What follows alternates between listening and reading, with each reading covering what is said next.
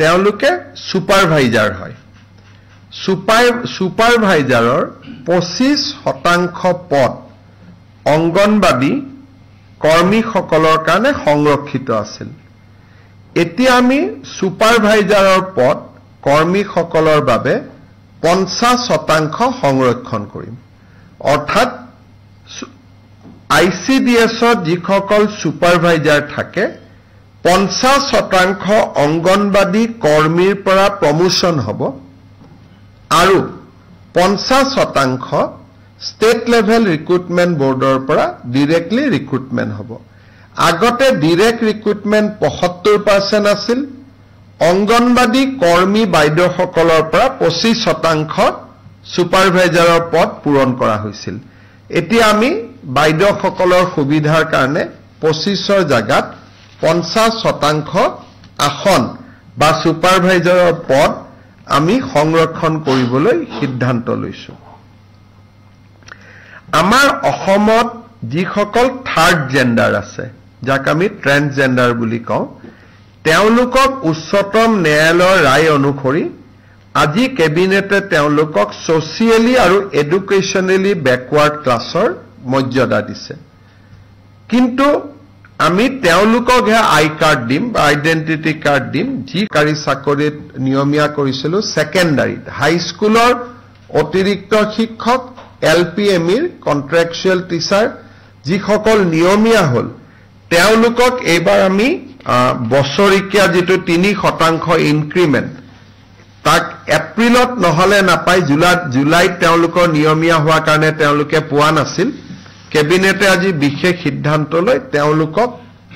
ইনক্ৰিমেন্টটো দিবৰ বাবে সিদ্ধান্ত গ্ৰহণ কৰিছে কেবিনেটে আজি দুটা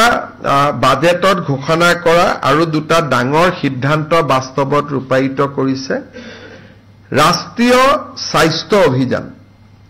আৰু সমগ্ৰ শিক্ষা অভিযান লগতে APDCL এপিজিসিএল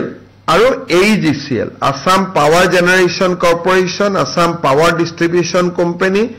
Assam electricity grid corporation national health mission আৰু সমগ্ৰ শিক্ষা অভিযানত ইয়াতে কাম কৰি থকা সকলো কৰ্মচাৰী আমি আপোন ঘৰ আঁচনিৰ সুবিধা দিম অৰ্থাৎ ৰাজ্য চৰকাৰৰ কৰ্মচাৰীয়ে যেনেকে আপোন ঘৰ আঁচনিৰ সুবিধা পায় এতিয়াৰ পৰা ৰাষ্ট্ৰীয় স্বাস্থ্য অভিযান সমগ্ৰ শিক্ষা অভিযান আৰু অসম ৰাজ্যিক বিদ্যুৎ পৰিষদৰ তিনিওটা কোম্পানী এই আপোন ঘৰৰ সুবিধা পাব অৰ্থাৎ নিজৰ ঘৰ নিৰ্মাণৰ বাবে তেওঁলোকে 30 লাখ টকা বেংকৰ পৰা উইদাউট গ্যাৰেন্টি তেওঁলোকে লবলৈ সক্ষম হ'ব ঠিক তেনেধৰণে এই কৰ্মচাৰীসকলক আমি আপোন বাহন আঁচনিৰ সুবিধা দিবৰ বাবে সিদ্ধান্ত লৈছো আপোন ঘৰ আৰু আপোন বাহন ইউজুৱেলি কন্ট্ৰাকচুৱেল এমপ্লয়ি বা কৰ্পোৰেশনৰ এমপ্লয়ি এই সুবিধা পোৱা নাছিল মই ভাবো যে এই সিদ্ধান্তই ৰাষ্ট্ৰীয় স্বাস্থ্য অভিযান সমগ্ৰ শিক্ষা অভিযানত আৰু শক্তি বিভাগৰ সৈতে জড়িত কৰ্পোৰেশন কেটাৰ কৰ্মচাৰীসকলক যথেষ্ট উৎসাহ যোগাব আপোন বাহন আঁচনি যত নেকি উইদাউট ইন্টাৰেষ্ট উইদাউট গ্যাৰেন্টি গাড়ী লোন পায় চৰকাৰে 3% সুদ দিয়ে আপোন ঘৰতো নতুন ঘৰ বনাব ফ্ল্যাট কিনিব 30 লাখ টকাৰ লোন পায় আৰু 1% ইন্টাৰেষ্ট চৰকাৰে দিয়ে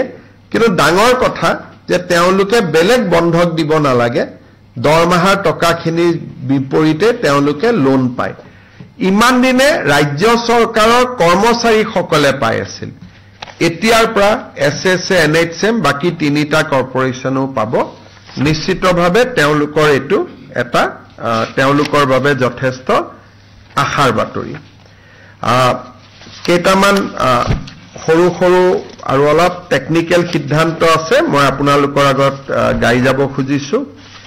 এটা